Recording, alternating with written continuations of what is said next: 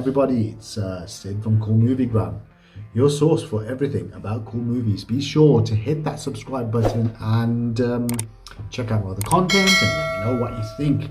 Really appreciate it.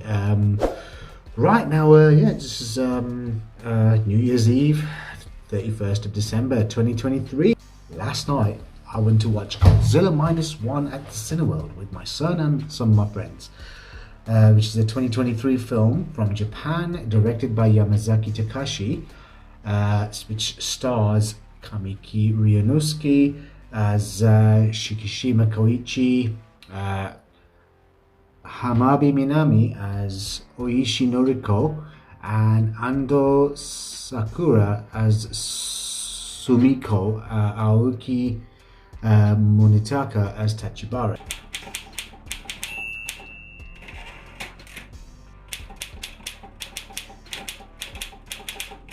Now, this film itself is set during the end of World War II, where it starts off where we see Koichi, played by Kamiki, who's a kamikaze pilot for the Japanese army, who evades his duty at at the end of the Second World War, and he lands on Odo Island under the pretense of a faulty plane. So he kind of gets found out by Tachibara, played by Munitaka, who kind of says that, yep, you just made an excuse, there's nothing wrong with your plane. But the thing is, they are attacked at night by Godzilla. Of course, we all know who Godzilla is. And massacring everyone except for Koichi, who and Tachibara, and both these men eventually, managed to survive. Returns to Tokyo. This is where Koichi finds that his parents were killed in the shelling during the Second World War. His neighbor Sumiko, played by Ando Sakura, who she kind of blames the deaths of her children on Koichi, saying that he was responsible because he didn't carry out his duty as a kamikaze. He ends up kind of crossing paths with Noriko, played by Hamabi Minami, who's a woman who's lost her family, but she ends up kind of adopting a baby infant, Kiko, and they kind of become a makeshift family. And over the time, he gets a job as a minesweeper, who, going out to sea, kind of destroying sea mines. And during while all this is happening over the next couple of years, the US is carrying out nuclear tests at Bikini Atoll, which kind of like is mutating Godzilla, who grows larger and stronger, and he destroys a lot of the American warships and heads for Tokyo. And whereas the government, who's kind of like hiding a lot of the information and whatnot, they kind of send our hero Koichi and his crew and his shipmates end up kind of stalling Godzilla to try and maybe stop him.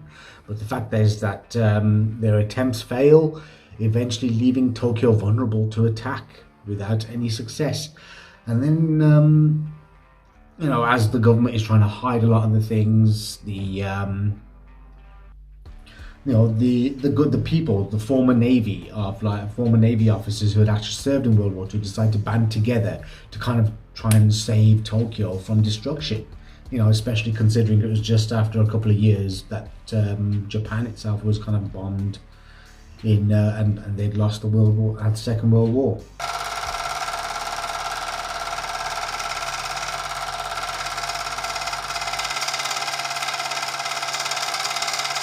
I'm not a huge fan of the kaiju genre, and I didn't really kind of like know what to expect, but then there was so much rave going on about this film. I mean, I'd only seen Kamiki Ryunosuke as in the Rurouni Kenshin sequels, where he kind of played like a negative character, like working kind of like a little hopping samurai, and that he was really kind of like really enjoyable in that movie. But in here, he kind of shows a very much more mature, very vulnerable, because this guy was like a child actor in Japan, and he had kind of like worked his way up, and he had actually gotten.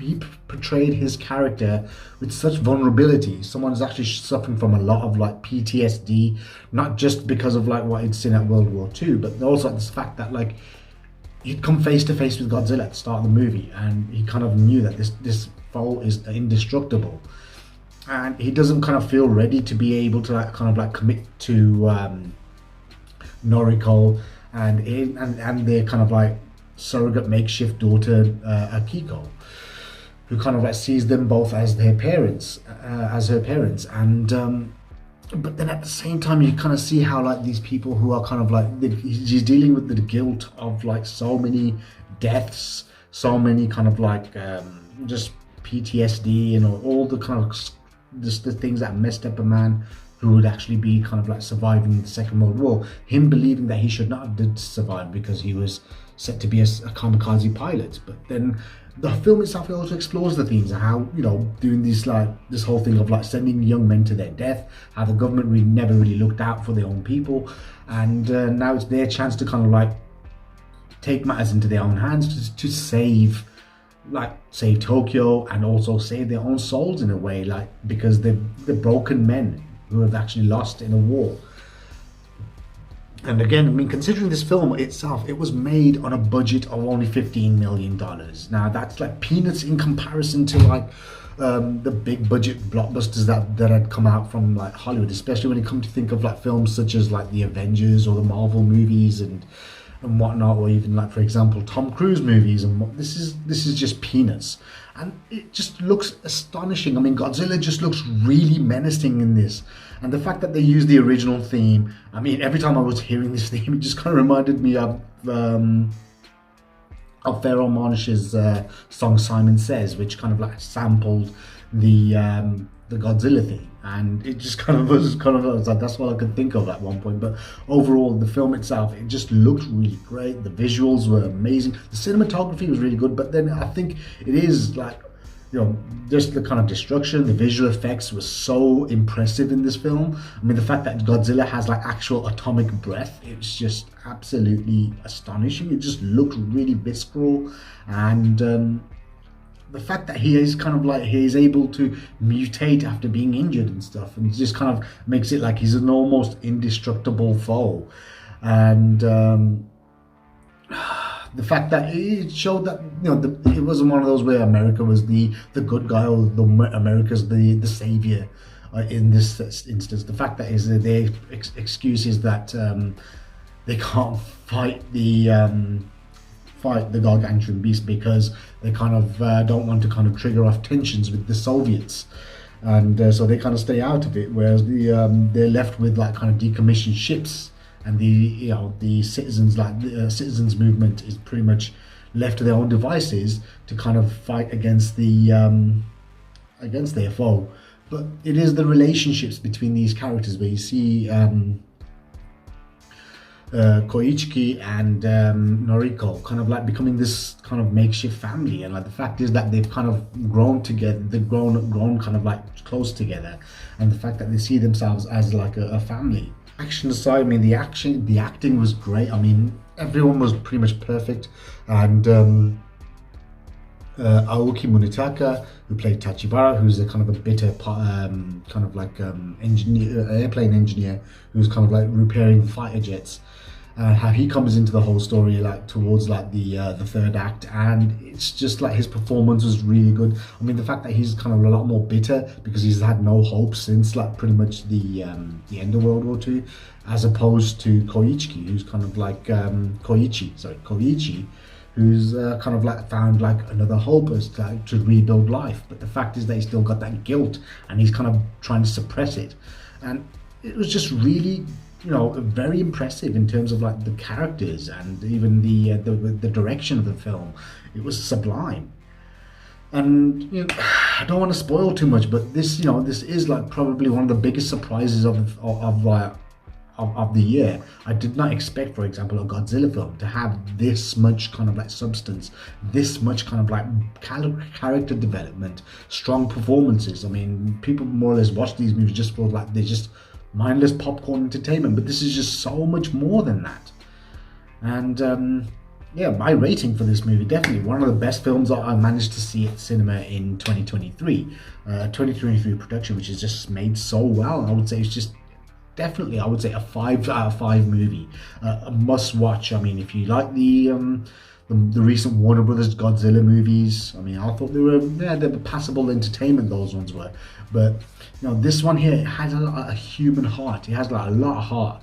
And it just great performances, great direction, great kind of visuals, and you know, the fact that this is doing so well, you know, considering it's small budget, it's kind of like an underdog success story, and people are kind of like, you know, they're drawn towards it, and everyone seems to be kind of like exciting. But I would say definitely that this is going to be something that would definitely be having a sequel in maybe in the foreseeable future, and I would definitely be watching that on the big screen again.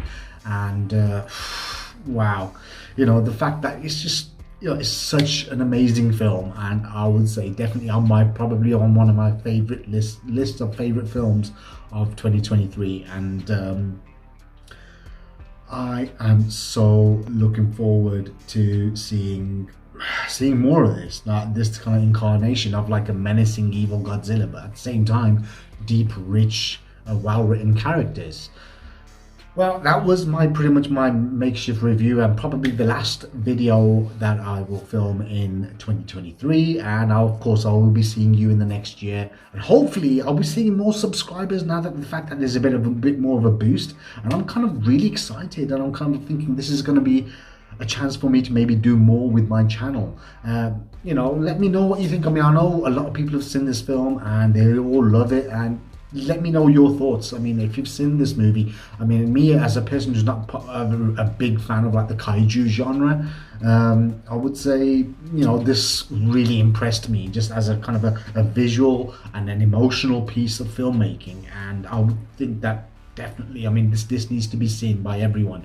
I mean, this is probably the best Godzilla movie that I've seen. I mean, I think I did see the 90s version with that Matthew Broderick that came out in the end of the 90s. I watched that in the cinemas as a teenager, but I didn't really kind of like, wasn't really that impressed, and Godzilla just looked weird.